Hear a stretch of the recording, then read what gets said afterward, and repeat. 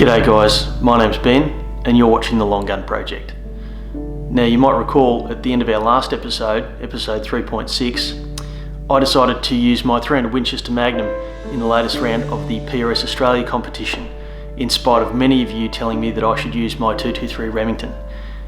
Well, I can confidently say that you were right. I chose the wrong gun.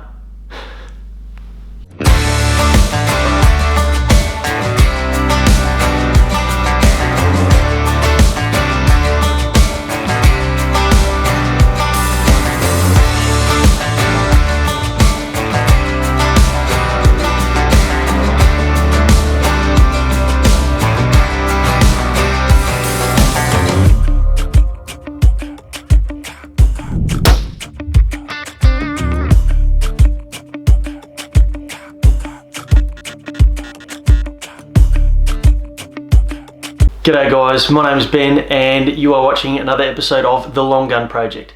This is episode 3.7 and I'm not going to do another something point something episode ever again. I'll just go to whole numbers and stay there. I promise you. Now this episode is an update on how things went on the weekend at the Monarto Meltdown. Now was it a good weekend? It was a great weekend. Did I shoot great? No I didn't. Not even close. But we'll get into that in a tick. Now, we had a fantastic course of fire of 20 stages across the weekend. The match director, Travi Harris, did a fantastic job organising it and running it, as did all the ROs and the volunteers who helped make all of that possible. So huge thank you to everyone involved in running that event.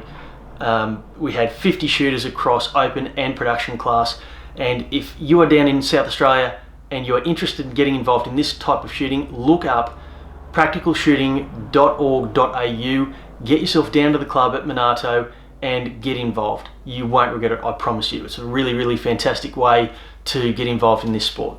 I also want to say huge congratulations to the winners of the competition. In open class, taking out the event was Luke McKinney, who shot fantastically as he normally does. Jamie Dennis came in second.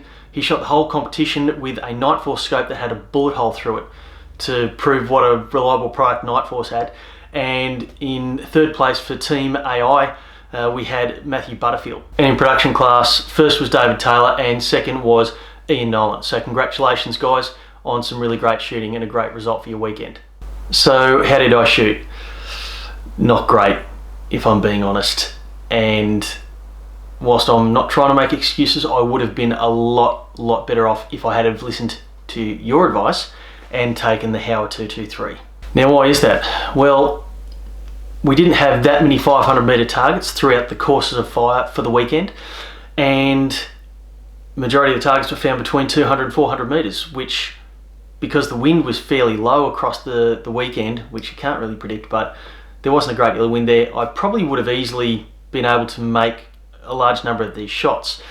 The other thing was that we had a large number of high round count serials. So for a particular stage we'd have 9, 10, 12 or unlimited round stages, and for that reason the Howard 223 would have been a hell of a lot better than the 2 5-round mags that I was having to use for the 300 Win Mag. Faster cycling would have been a big benefit of the 223 as well. I timed out on a lot of stages where almost no one else timed out, due to the fact that I had to do a mag change when no one else did. And I was taking a lot longer to cycle the bolt, fire my round, manage the recoil, reacquire the target, and then fire again. Add to this the difficulty in manoeuvring such a long gun in and out of barricades, and all that time starts to add up. A more compact firearm like the 223 Howard would have been ideal for this kind of thing. Now, it didn't take me very long to figure out that I had stuffed up and I'd brought the wrong rifle for this kind of competition. And I let that play on my mind, and I let the limitations of what I'd brought become a bigger issue than potentially it should have been, and I should have just concentrated on getting behind the gun and just getting in position and just taking my time and making all my shots count. And a lot of the time I didn't do that. I was racing to try and make sure that I made the best use of what little rounds I had and try to get a mag change in or something like that. So the net result was I didn't shoot very well at all.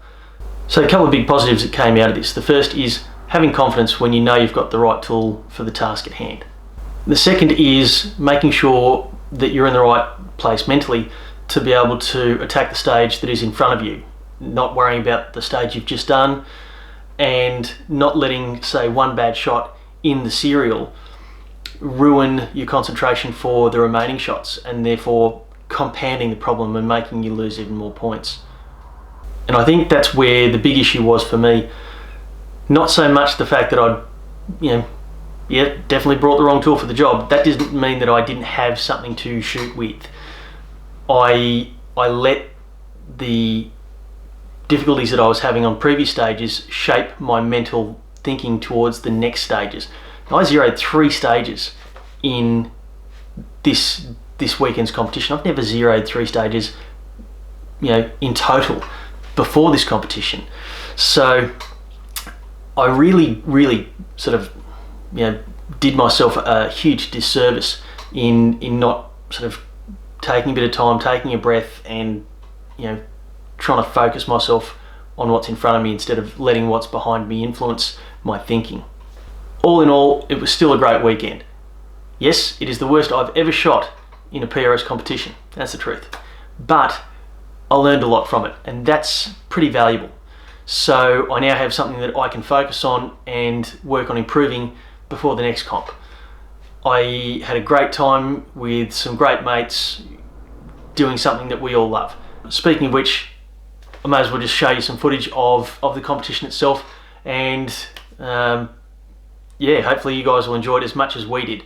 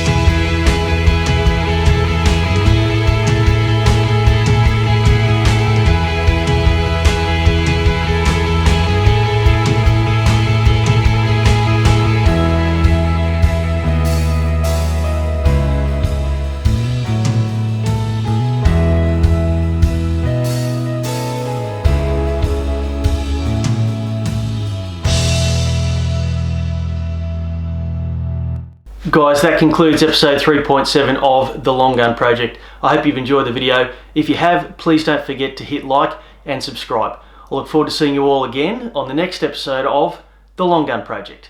See you later.